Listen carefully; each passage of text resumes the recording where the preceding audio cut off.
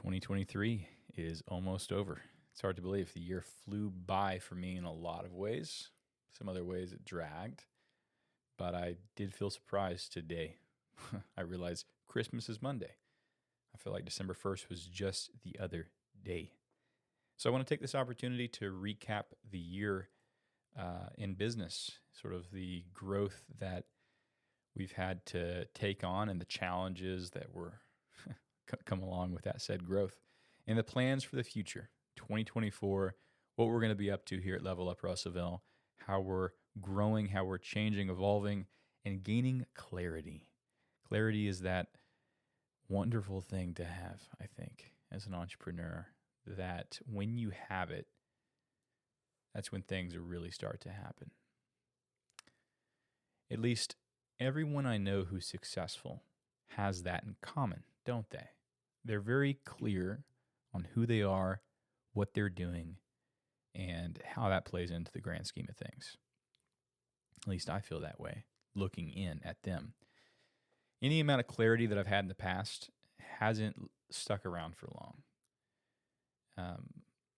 And I think that was because of changing situations, getting involved with this company or that company, clarity on the mission ahead, and then just obviously it grows from there. And sometimes you have to leave the picture in certain ventures. So to recap, just take a step back and recap 2023. That was the beginning of Level Up Russellville. Level Up Russellville, and up until June or May, wasn't even a concept. I was entirely focused on trying to continue to make money at the beginning of this year. Last year, I ended it, burnt out, left a role with a coaching company online that was paying a lot. Like that last month, looking back at my finances last year, it was my first six-figure year. I made more money than I've ever made in my life. I also ended up with the most amount of debt I'd ever been in my life. And just the feeling of complete burnout, like not just financial debt, but also physical and mental debt of just pushing myself to the limit. Because for that season or a period of my life, that was kind of the end of that season. You know, first 2 years of business there, it was just about go, go, go, force things to work because, I had to shock my system, get myself out of the mental rut that I had fallen into. And I'm not upset that I did it, even dealing with the things that followed into the first half of this year, which I'll talk about in a second, because I needed to do it. It was either that or staying completely still. And I was someone I knew I needed to go all in. Now, after I was going all in, fell in with some great guys overseas. They showed me how the creator economy works, how you can make a lot of money, and more importantly, help a lot of people in the process. And I was just I'm so thankful that I had this opportunity to work with them for the year that I did and meet hundreds of people from all over the world, expand my sort of understanding of people around the world. I mean, I got to work with people from Saudi Arabia, people traveling in Thailand, even someone in Hong Kong that I won't disclose his name, but he owed a lot of money to loan sharks, and he was scared for his life. And working with all of these people, getting to share my journey with them at the time, how I was attempting to build an online marketing agency, it just came with so many benefits. But I pushed myself, and I kept going. And ultimately, it wasn't working out, so I had to take a step away. And even just growing from that, it was very painful. For months, I don't even know what I did. I didn't have good habits and disciplines, routines during those months. I have no idea what I was doing. I was ruminating on the past, for one, kind of bitter and sour of the thing that I had just lost. I was upset that it didn't work out. I was so close, I thought. So close to just riches, essentially. One of the things that motivates you in the beginning of your journey may not be the thing that gets you to the end. What motivated me was breaking free of the system right? And to do that, you needed money. So money became my prime directive. Now, I've since learned money is not the answer. And you kind of always know that, right? You may hear me saying that, but it's not going to change how you understand that until you have to face it for yourself. For me, I had to make the money to learn that it wasn't the answer. And I had no sustainable way of keeping it. So that was difficult to deal with. I was bitter and burnt out. If I'm sure I could go back, probably played a ton of video games because we had some money saved up. So for a while, I had a chance to relax. And maybe that's what you have to do after a burnout. I don't know. I found a fascinating video the other day as a quick tangent about burnout by a man named Rian Dorse. And there's 6 triggers. And I had multiple of those triggers fired at once. And I won't get into them, but it's a great video you should look up later. Rian Dorse, somewhere on his YouTube channel. Shout out to him. Does a great job breaking down like the mentality of an entrepreneur. But there's 3 different components of being an entrepreneur, and that's what I've learned this year. There is the mental side, which was what I was developing the most at first. Okay. And then there's the physical side, which I started honing in at the beginning of this year. I did a marathon at some point in February, I think. So I was starting to run. I'm so glad I did that marathon. And then I'm so glad that I overdid it a little bit because then I couldn't run for a while. I need to get back into it, but I couldn't run for a while. So I ended up in the gym weightlifting. For the first time in my life, I developed a bit of discipline with the running in the business. I'm like, you know what? It's happening. We're going to the gym. I started educating myself on the body, how to feed it. And it's still something I'm working on. I've gone through several different phases already in the past year, but just looking at myself a year ago versus where I am now, that's a different person. And the physicality, that was a big part of it. Your physical health is so important. It is not of most importance by any means because there's 3 parts of a person, of an entrepreneur, of someone who's trying to build something. There's the physicality. And after I was starting to learn how to master, I got to say, it's still pretty cool. I never thought I'd be in shape in my life. I'm in shape now. And I'm not the strongest I could be. I'm getting stronger. I'm on that road of transformation, of change. And it is a beautiful, special thing. So we have the physicality, we have the mentality, which they're really closely related. All of them are. All these 3 pillars are closely related. So when you start to improve one, it's hard not to improve the others. If one's in bad health, it can damage the rest. So the mentality was getting better throughout the year. Clarity starting to form, which I still want to talk about. But the 3rd pillar is spirituality. And this one is interesting. And it's a topic that I haven't really broached, but I'm going to today. I don't know who's listening to this. My family may listen to this. It would be interesting to hear their thoughts if they did. Because it would really show you how I'm viewing life right now. This is how I view life. Years ago, I departed from the faith of Christianity because of many issues I had with it, logical concerns, matters of the mind that I couldn't solve, and just life experiences that didn't line up. It wasn't a decision.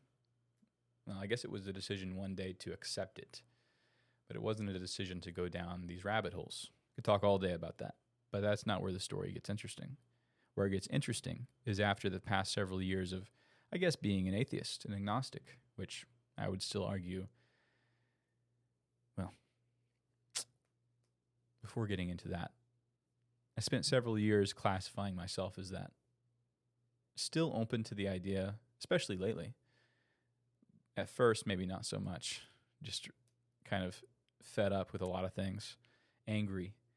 It fits into the stereotype of the angry atheist, but I guess it did fit into the stereotype, Maybe there's no defending. Maybe I was just angry. I wasn't angry at God. I was just angry at the system. And now you're wondering, Tal, maybe you're wondering, maybe you're not. Tal, do you believe in God? Is spirituality a part of that? And God Yeah, it is. And my definition of God and yours might be different when we speak it, but at its core, at its essence, it's the same thing. And being in tune with that spiritual side of yourself, experiencing reality and understanding that you're not your thoughts, that you're not your mind. Once you understand you're not your mind, that's when you're aware you're a spiritual being. And I spent so long thinking I was my mind, not able to take a step back and look at that. And I'm more than the body.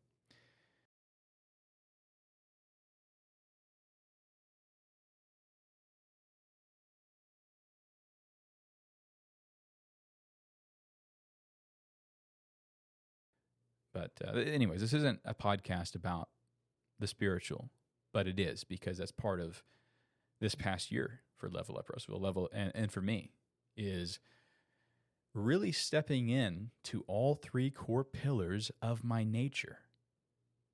And it's been really cool.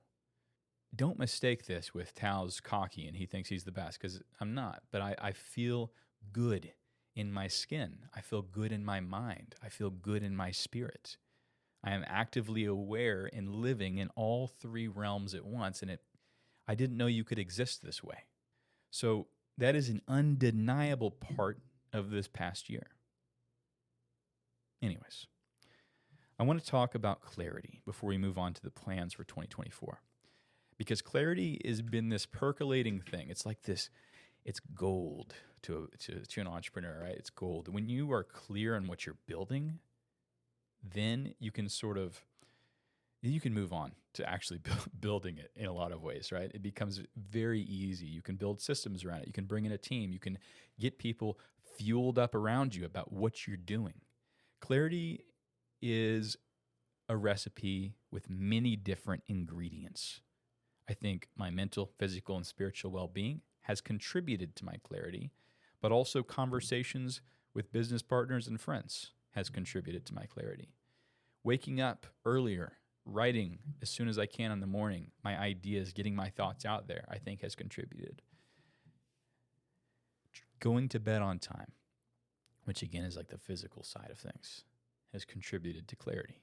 But most importantly, clarity is formed through consistent effort. If you don't have consistent effort, you're never going to form that liquid gold in your head. You're never going to get clarity. You have to stay consistent. Show up. Just keep trying to build, but also don't become too narrowed in. Understand that what you're building is not perfect, that you're just going a direction for now. It's a temporary state of being. You can't get too attached to whatever you're working on at any given time, which is why when I get to the 2024 plans, I feel very clear on them because they've percolated for a while. And it's sort of been the epiphany after epiphany after epiphany. And epiphanies, I believe, are these moments that we stumble upon. And then you can choose to pursue that or not. Right? So 2024, the plans ahead. The podcast, this will continue. I don't know what it will be called or how it will. I mean, right now, Level Up Russellville is great. I want to invest my energy and my resources into the River Valley, Arkansas region, Russellville as well. It doesn't end at the city limits, though. Like, I'm not, I love where I live because I have access to great things. And there's cool people around here, I've learned, doing some pretty cool things. That was another big part of this past year. So I want to bring a spotlight to that in a very tasteful way. Like if Arkansas is going to grow, which it is, I at least want to be a part of it and guide it in a cool way. Like, let's not let the corporate overlords just decide everything here, because they will if we let them. Walmart, Tyson, these big guys, they will they will do it themselves if we're not careful.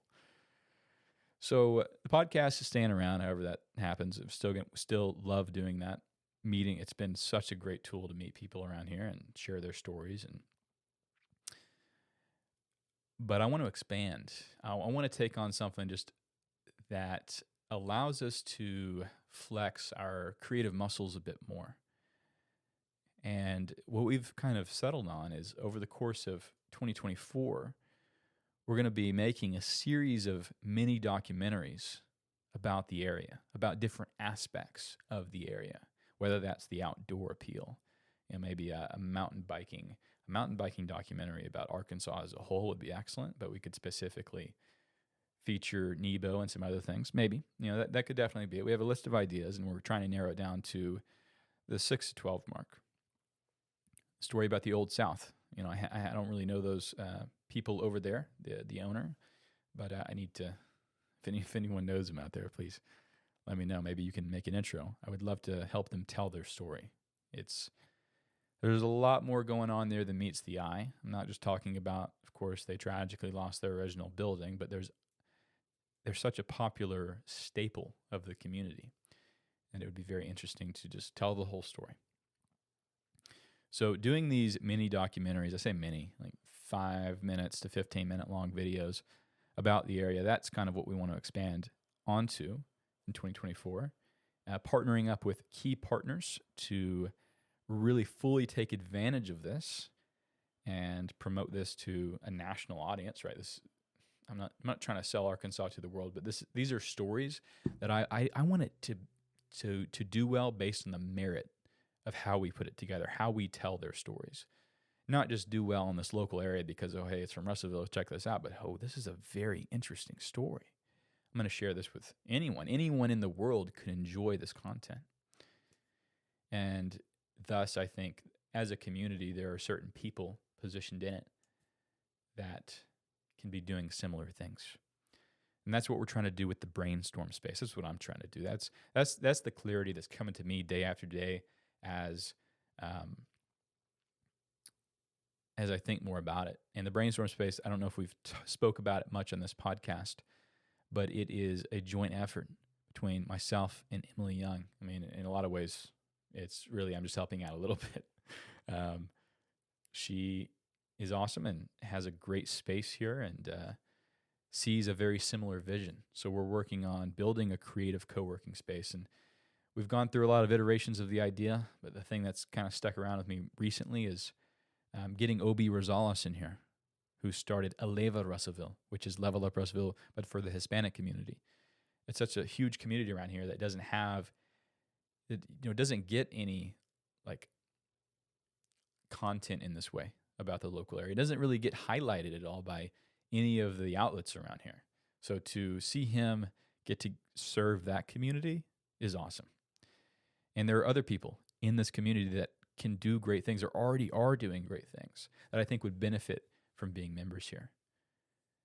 So expanding out the brainstorm co-working space, the brainstorm space in that way by getting these key people in the community that are just doing something really interesting and can benefit from being in the space and working with us, that just really excites me. There's somebody who I haven't met yet. Well, I've met him, but not about this topic.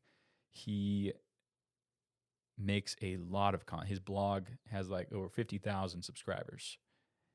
And it's in a really interesting genre. And he could be making YouTube videos on that as well. Since he's already doing all of this work, he could just expand it through YouTube automation, or maybe even just making more handcrafted YouTube videos. There's a lot of different ways you can approach it. And getting him in here potentially, and just creative people that are trying to build businesses, whether it's online, around here, develop something cool. Sounded like a little incubator. Someone said today, a little incubator for cool businesses and interesting ideas. So if that appeals to you or anyone you know, send them our way. But that's what 2024 is going to hold. Emily and I are going to work as hard as we can to make sure that we turn this into a place that's life-changing. And Level Up Russellville is going to continue with the podcast. I think there are changes coming. I don't know what they are. I think there's a better way we could be doing what we do. And I want to improve, not just make the same mistakes over and over with the mini documentaries. And overall, just continuing to be aware and awake as a person, right? How do I stay active with all three pillars at once? Is business the ultimate thing? And I don't think it is anymore. There's this thing called the backwards law I recently came across, and it's the harder you try to get something, the less likely you are to have it. And I have to go and end this podcast, but look into that if that sounds interesting. This is an interesting podcast. This is definitely, again, a one-on-one. I've shared a lot here today, And I hope it helps you in some way. If it does help you, reach out to me. If you want to talk about anything that I said, feel free to reach out to me. You can just come down to the brainstorm space, text me, whatever. You have my contact. Otherwise, you can find my public email out there somewhere, leveluprerussellville.com, which we need to change that website because Level Up Russellville is really evolving. The website's not 100% reflective of what it is anymore because things change. Clarity forms. And I appreciate you for listening. See you next year. Bye-bye.